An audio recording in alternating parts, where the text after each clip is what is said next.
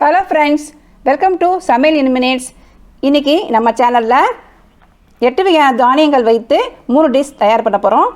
சிறுதானிய மாவில் செய்த இட்லி, சிறுதானிய மாவில் செய்த குழிப்பணியாரம், சிறுதானிய மாவில் செய்த தோசை,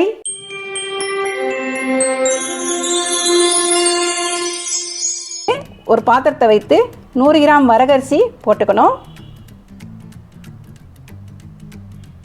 கம்பு 100 கிராம்,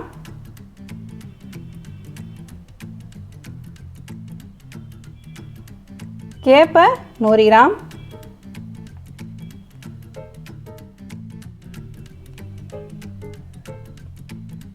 சோளம் 100 கிராம்,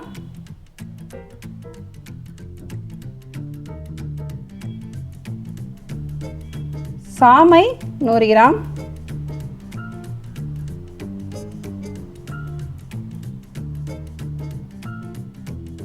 குதிரைவாலி 100 கிராம்,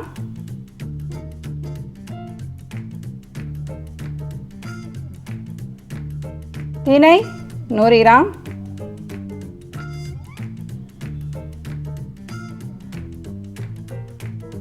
பாசிப்பயிறு 100 கிராம், பச்சை பயிறு சொல்லுவாங்கள்ல அந்த பயிறு எடுத்துக்கிடணும். இந்த 8 வகையான தானியங்களையும் ஒன்றா கலந்து 8 மணி நேரம் தண்ணி ஊற்றி ஊற வைக்கணும். இந்த தானியங்கள் எல்லாம் ஊறின உடனே மிக்சியிலையோ கிரைண்டர்லேயோ அரைத்து எடுத்துக்கொள்ளலாம். இந்த மாவில் சத்துக்கள் அதிகமாக இருப்பதால் இம்யூனிட்டி பவர் அதிகரிக்கும். வெயிட் லாஸ் பண்ணுறதுக்கும் இது ரொம்பவே ஹெல்ப்ஃபுல்லாக இருக்குது. இப்போது நவதானியம் 7 மணி நேரம் ஊறி ரெடியாக இருக்குது. இன்னொரு கிண்ணத்தை எடுத்து 200 கிராம் உருட்டு உளுந்தம் பருப்பு போட்டுக்கலாம்.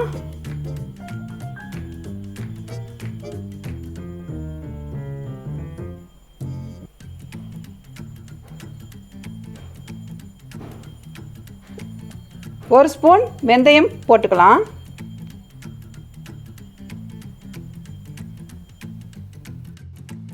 இந்த உருட்டு உளுந்து பருப்பில் தண்ணி ஊற்றி ஒரு மணி நேரம் ஊற வச்சுக்கலாம்.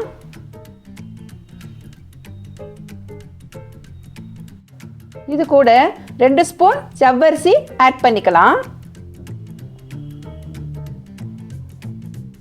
இப்போ நவதானியம் 8 மணி நேரம் ஊறி ரெடியாக இருக்குது. இது நல்லா க்ளீன் பண்ணிக்கலாம். இதில் தூசி நிறையா இருக்கும். நல்லா ஒரு 5-6 தடவை கழுவி எடுத்துக்கலாம்.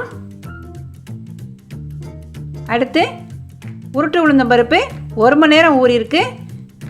இதையும் நல்லா க்ளீன் பண்ணிக்கலாம். க்ளீன் பண்ணிவிட்டு ஃபஸ்ட்டு உருட்டு உளுந்தம் பருப்பு எடுத்து மிக்சியில் போட்டு அரைச்சி எடுத்துக்கலாம். 2 மாவையும் நல்லா மிக்ஸ் பண்ணிவிட்டு 1 ஸ்பூன் உப்பு போட்டு நல்லா மிக்ஸ் பண்ணிக்கலாம். நல்லா மிக்ஸ் பண்ணிவிட்டு ஒரு தட்டு வச்சு மூடி வச்சிடலாம்.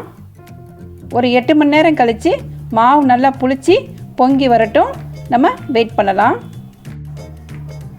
மாவு புளிச்சு பொங்கி வந்துருச்சு. இதை நம்ம ஒரு கரண்டி வச்சு நல்லா அடியில் வரைக்கும் நல்லா மிக்ஸ் பண்ணிக்கலாம்.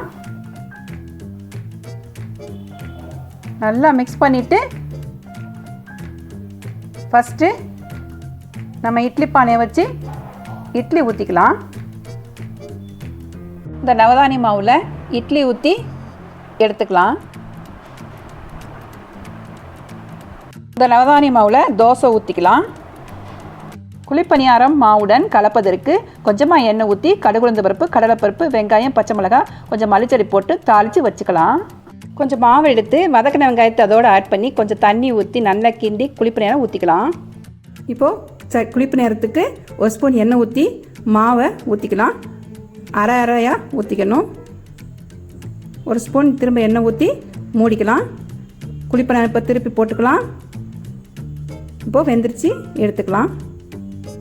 ஓகே ஃப்ரெண்ட்ஸ், இன்றைக்கி சிறுதானிய மாவில் 3 வகையான டிஷ் ரெடி பண்ணியாச்சு. இது கூட சைடிஷ்ஷாக தேங்காய் சட்னி, தக்காளி சட்னி வச்சு சாப்பிட்டா ரொம்பவே அருமையாக இருக்கும். இந்த கார பணியாரத்துக்கு பதிலாக வெல்லம் போட்டு இனிப்பு பணியாரமாக செஞ்சு சாப்பிட்டுக்கலாம்.